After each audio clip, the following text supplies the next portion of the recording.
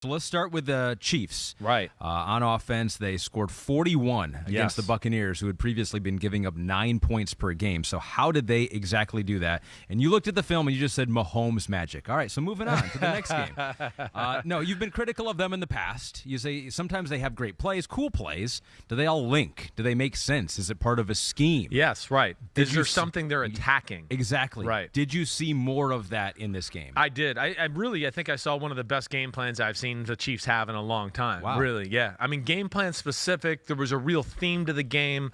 And, I think they knew what they were attacking. And then I add on the fact that, this wasn't like they were playing, some crappy defense that's like last in football. It's the Tampa Bay Bucs. It's definitely going to be a top 5, top 6 defense when it's all said and done.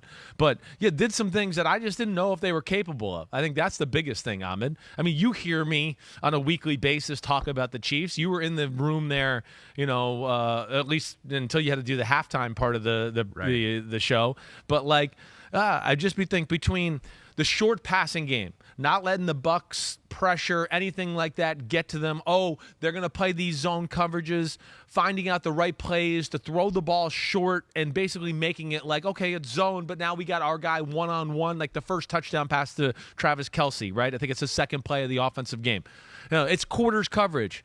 They run a play that's specifically for that basically ends up getting Travis Kelce one-on-one with the middle linebacker, and he can do whatever he wants. He kind of has the old jerk route we talk about. Touchdown, boom. And great play design to keep everybody else in coverage, not to have their, bright lights on Travis Kelce. They gave him a little window dressing everywhere, so the safety in the corner had receivers running on them like, oh, I can't look at Kelce or do that or cheat on the play or anything. So great design there. And then I think a lot of that throughout the night, let alone an RPO game that I'm sure they looked at from the Packers game the week before and said, wait, we can do this, and we can do other versions of it compared to what Rodgers and company did. But still, a short passing game that's effective. We talked about last week, right, where the Bucs D, they kind of want to have it both ways. Like we're kind of outnumbering you in the box, but we got this guy out here kind of shaded to the receivers, so you don't really want to throw it, but he's ready to fill in the run game in a hurry.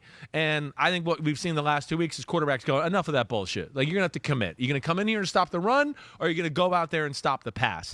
And the RPO game certainly killed them, let alone the most dominant run effort I can remember from the Kansas City Chiefs. Well, that was going to be my question, is that what got them to fear the run? They were able to do it somewhat successfully, right, but that's really the first time they've shown that this year. It is. And I'm, you've heard me say before, forget the run. Don't even worry about it, Kansas City. Just come up with more screens and more RPOs off of that, and that'll, accomplish the same thing the run game will, to get people to come up, right?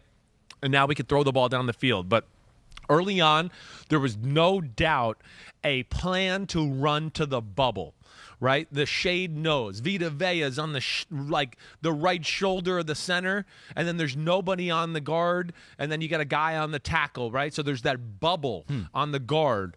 They ran plays at that early on. Block down Vita Vea, guys pulling around. That was certainly a thing. Little inside zone to the bubble. Bucs adjusted, right, a little bit.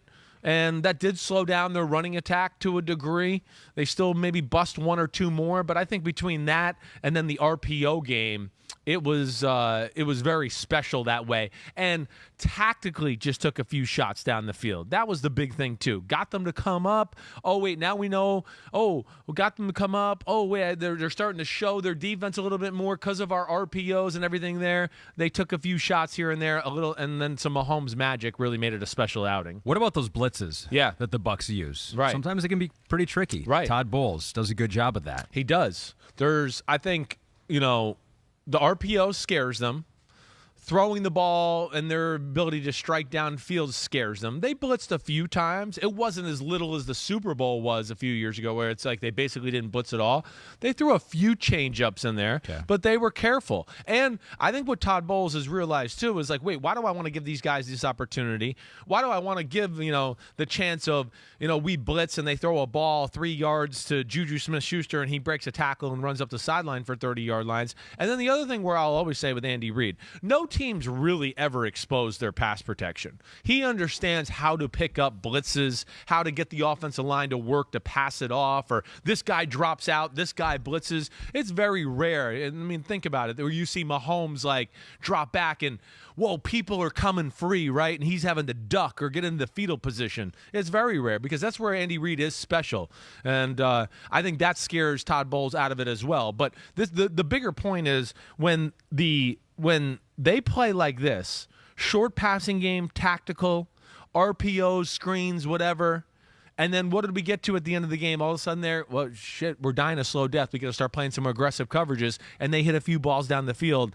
That's when the Chiefs are at their best, and I hope they can continue to grow that. The story of the game was they played awesome on that side of the ball and just never relented on the Bucs defense really throughout the night.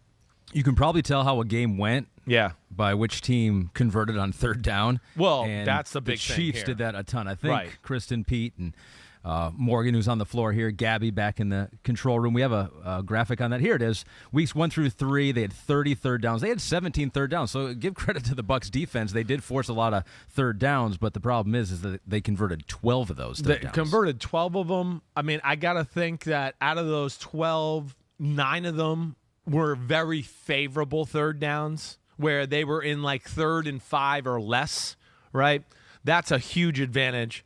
You know, again, when you have Patrick Mahomes as your quarterback and that kind of weapons and you're in 3rd and 4, that's a win. And I think that was the biggest thing to me, that the things we just talked about, the running game, the RPOs, they were always in 3rd and manageable for the most part. You know, there's 2 or 3 where Mahomes, it was 3rd and 10 and he made some unbelievable plays or whatever else. But either way, when you get to that, you know, that down a distance, there's so many options you can go to, right? You know, 3rd and 3, you can run the ball, you can throw a screen. We can find a short passing game. Oh, wait, they covered everything. Mahomes can scramble and, oh, it's just a 3-yard dump off. Boom, we got the first down. Or he scrambles and runs for 4 yards and gets the first down. And that's really what they did. And that's where, you know, again, I think the Bucs went into it going, I don't know if they can be patient. I don't know if they can do this. But they died a slow death, slowly but surely, and had to kind of change their way they called the game as the game went on. So you mentioned it. You don't want the Chiefs to try to be something that they're not. But in this game, they did run for 189 yards. Right. Clyde Edwards-Helaire had 92 yards. Isaiah Pacheco had 63. Yeah. What'd you think of those two guys? And is that something now that you think, like, all right, they've shown they can do it against the Bucs, maybe they can incorporate it more? I mean, they can. They have the physical ability up front to do that. That should not be a question. To me, it's whether are they going to be stubborn with it a little bit. You know, run game isn't the kind of thing where you can go, we're going to run it this week and let me check my watch. Run game, we'll see you in 3 weeks. We'll come back to you then, right? That's kind of been their problem too.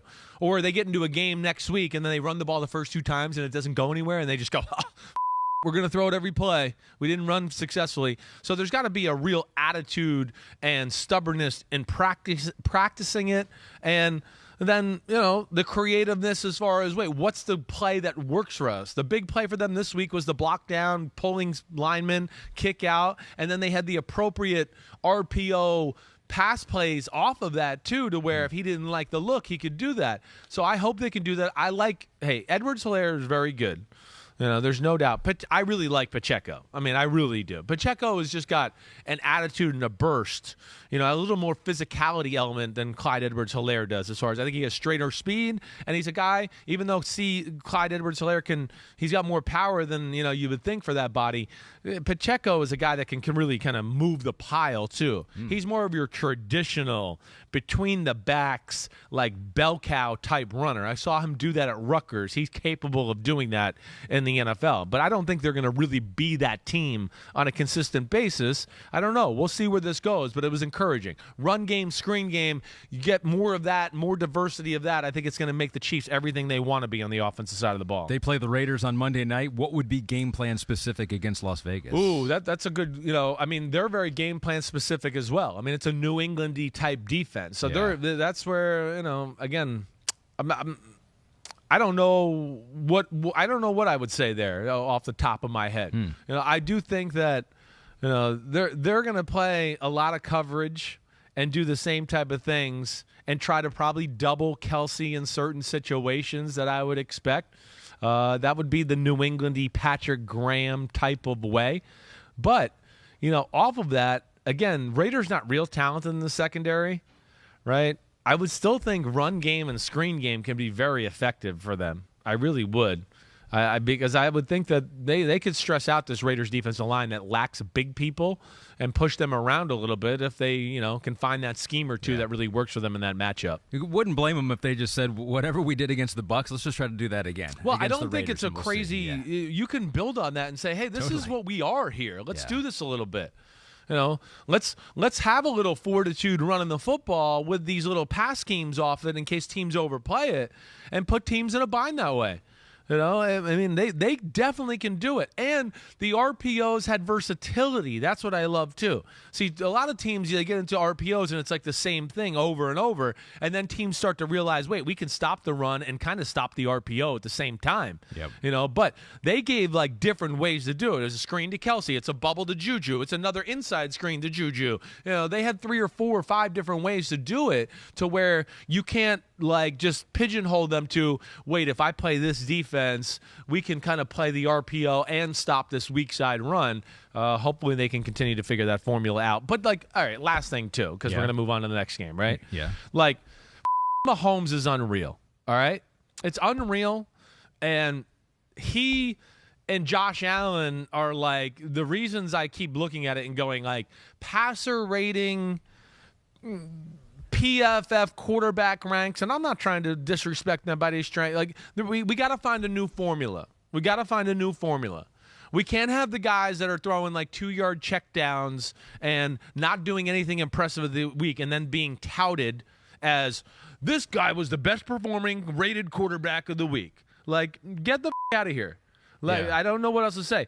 Nobody watching that game the other day thought Tom Brady was better than Patrick Mahomes, but his quarterback rating blows him out of the water. Mm-hmm. I don't know. It's just something I want to spout off. I think it's food for thought where we got to figure out degree of difficulty on throws, was the play supposed to be made, have a better scale there? Was there plays to be made that we turned down and threw a 3-yard completion, but we got a positive grade for the play? All that, to me, is out of whack in this conversation. That's all I want to say, and Mahomes is unbelievable. Thanks for watching, homies. Hit subscribe to see all my unbuttoned videos. You get to see me, Ahmed Fareed, all the big player breakdowns, game breakdowns, player interviews, and my film analysis. So please subscribe. Chris Simms Unbuttoned. Peace out.